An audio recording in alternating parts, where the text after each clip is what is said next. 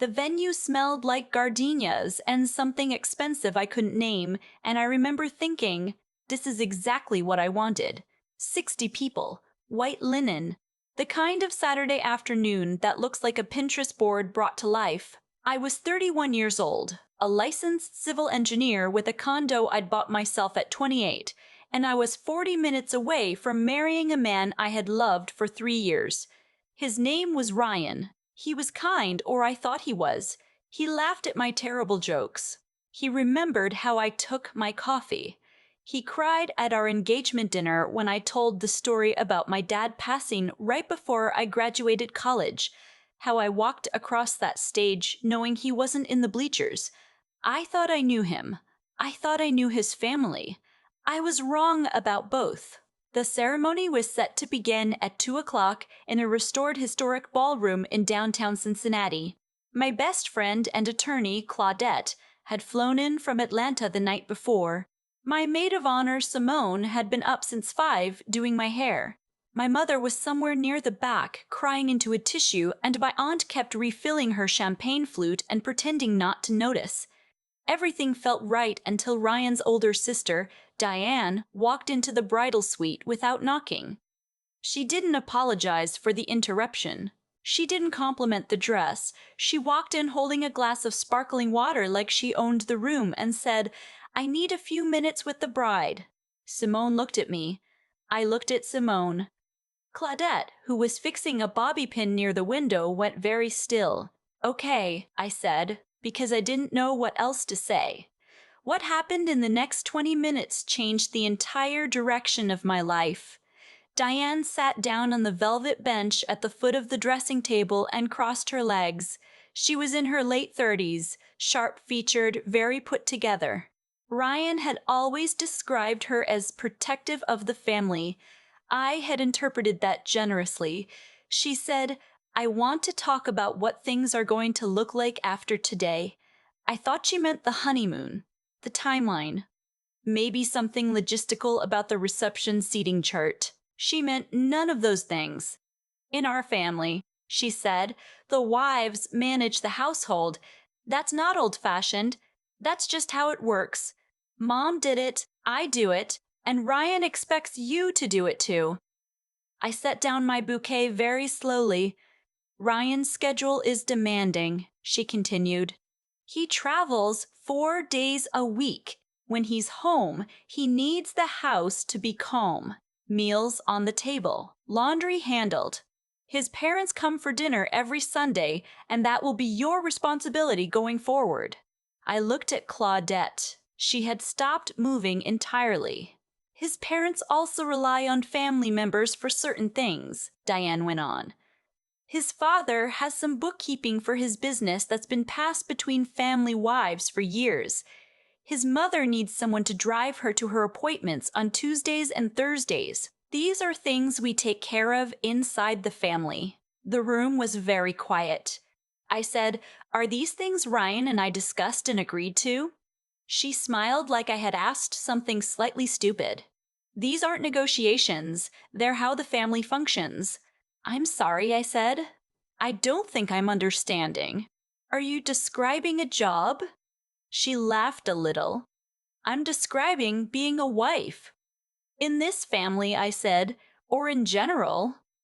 She looked at me differently then, like she was recalibrating something. "Ryan's salary supports your lifestyle now. It's reasonable to contribute in other ways." And that was the sentence that broke something open inside me, because here is what Diane did not know and what Ryan had apparently never told her. I made more money than Ryan. I had made more money than Ryan for the past 2 years. I had also made the down payment on the house we were supposed to move into after the honeymoon, $130,000. Ryan had contributed $22,000. I had never made it a competition because I didn't think it was one. I thought we were partners. I excused myself from the bridal suite. I walked down the corridor toward the main hall where the guests were already seated. I found Ryan standing near the entrance with his groomsmen straightening his cufflinks. He looked handsome. He looked nervous in the good way. I pulled him aside. I said, "Did you know Diane came to talk to me?" He nodded once, quickly, and looked at the floor. "She mentioned she was going to. And you were okay with that? She just wants things to go smoothly." Ryan. I waited until he looked at me. "She told me I would be doing your father's bookkeeping and driving your mother to her appointments." He said, "Those are just things that need to get done." I said, "By me? Specifically?" He said, "You're going to be part of the family." I stood there in my dress, with my hair pinned up and my something borrowed bracelet on my wrist, and I asked him one more question. I asked him what he thought my role was going to be in our marriage. He said, "I'll be the provider. You can focus on the home. I am a licensed civil engineer. I run a team of 14 people.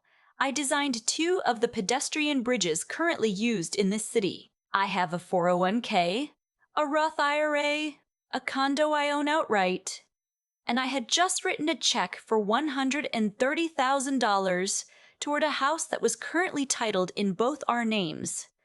Focus on the home." I went back to the bridal suite. I closed the door behind me. I looked at Claudette and I said, "I need to talk to you." Diane was still in the room. I asked her to give us a moment. She looked surprised, like she wasn't used to being asked to leave spaces. She left.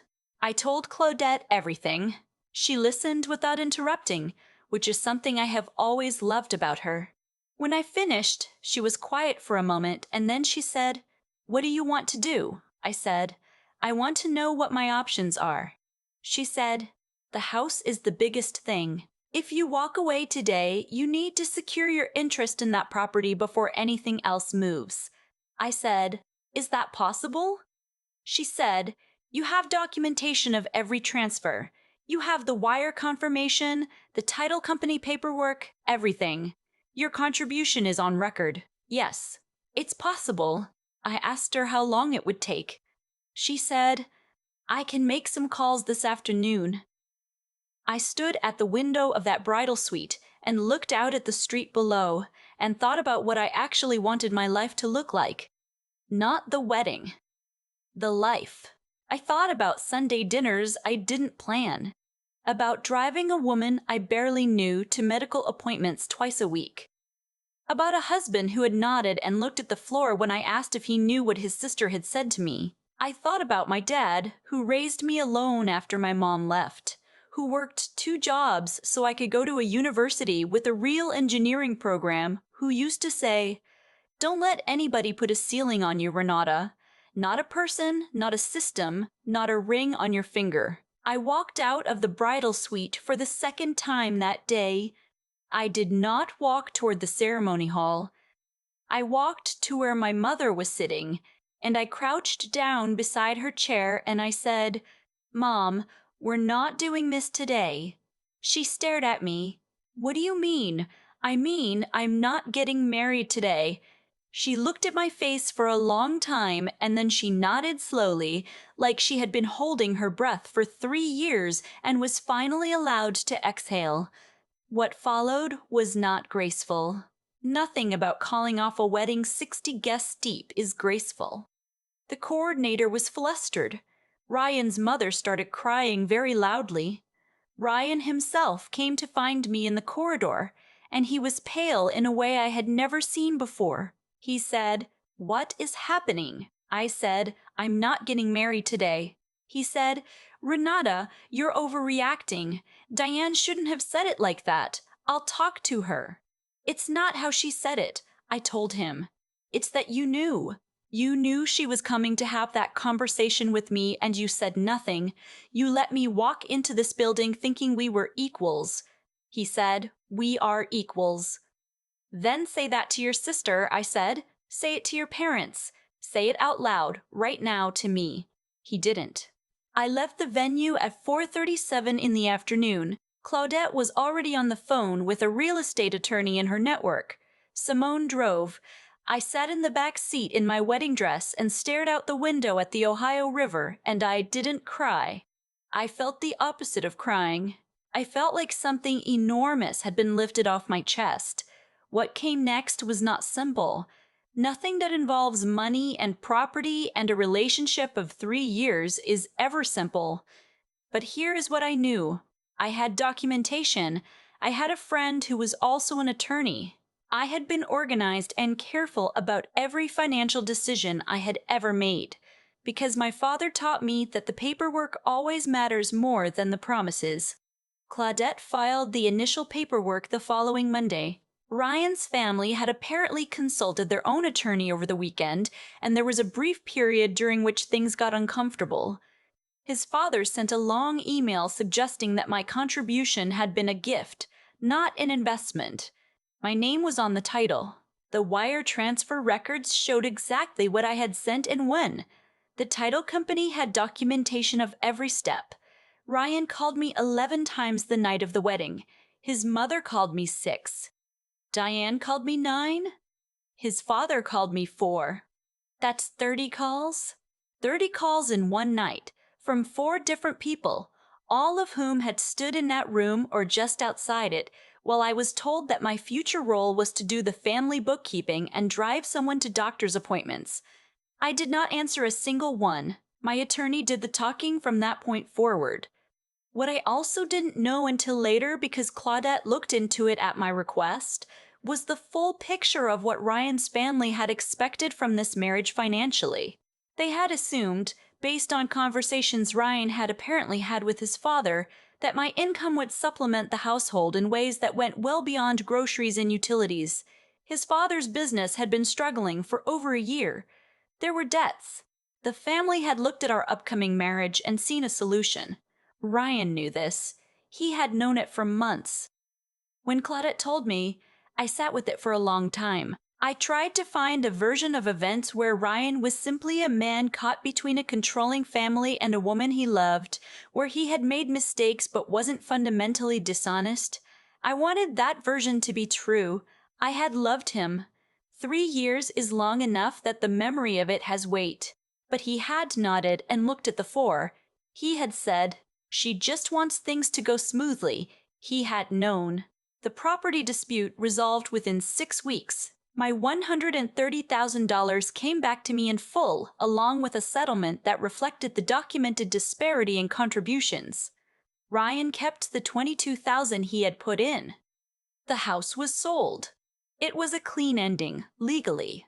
There is one more thing. About 2 months after the wedding that didn't happen, I was having lunch with Claudette, and she mentioned almost offhandedly that she had heard through a mutual connection that Ryan's family had told people I had suffered some kind of breakdown, that I had experienced a mental health episode at the wedding, that the called-off ceremony was a result of instability, not a decision. I thought about that for a day or two. I thought about whether to say anything, do anything, respond in any way. I decided to respond. I wrote a post.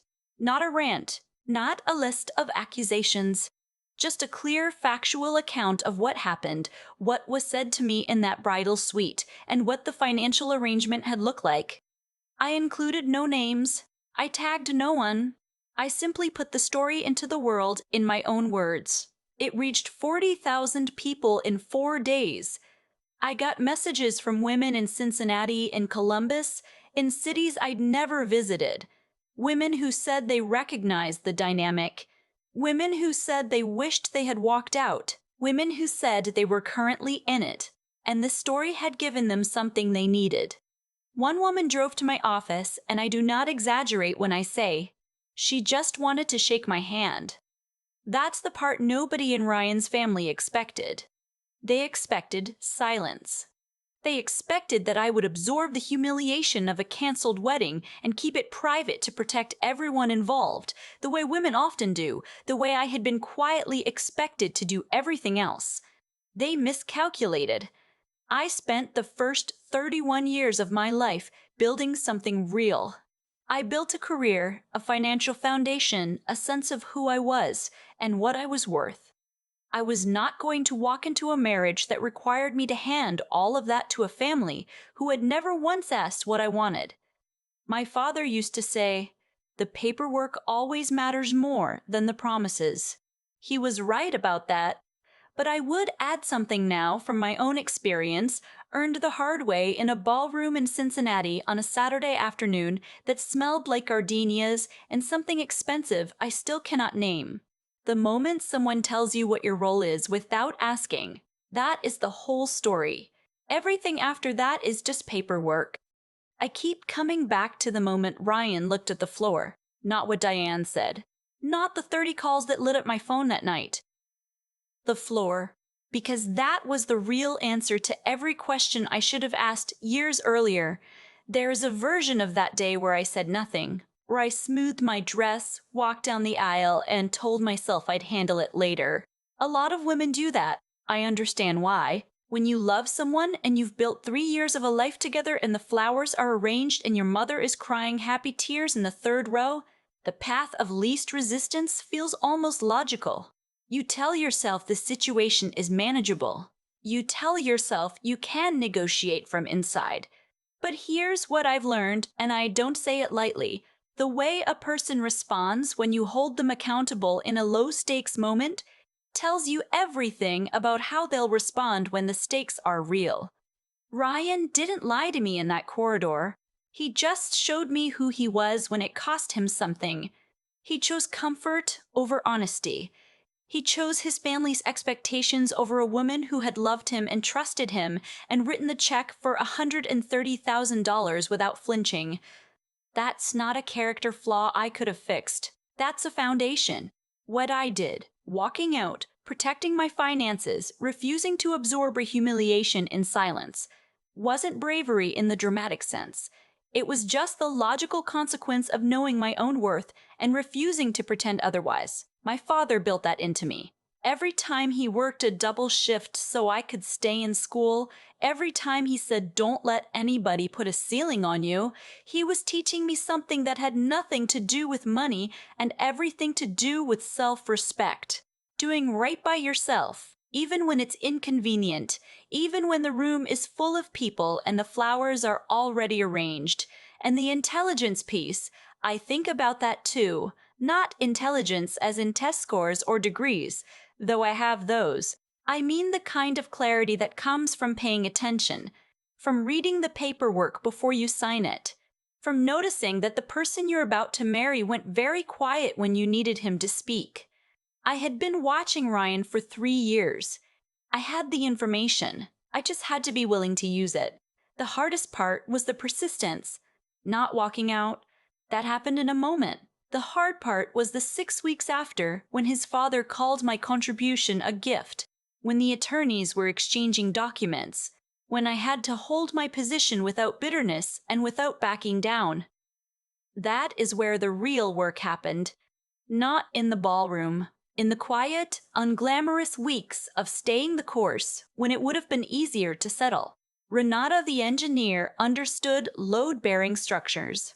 She knew that what holds something up matters more than what it looks like from the outside. The marriage I almost walked into had no load-bearing structure. It had expectations dressed up as tradition, and debt dressed up as family, and a man who would look at the floor when I needed him to look at me. I built something real instead. That's the only story worth telling.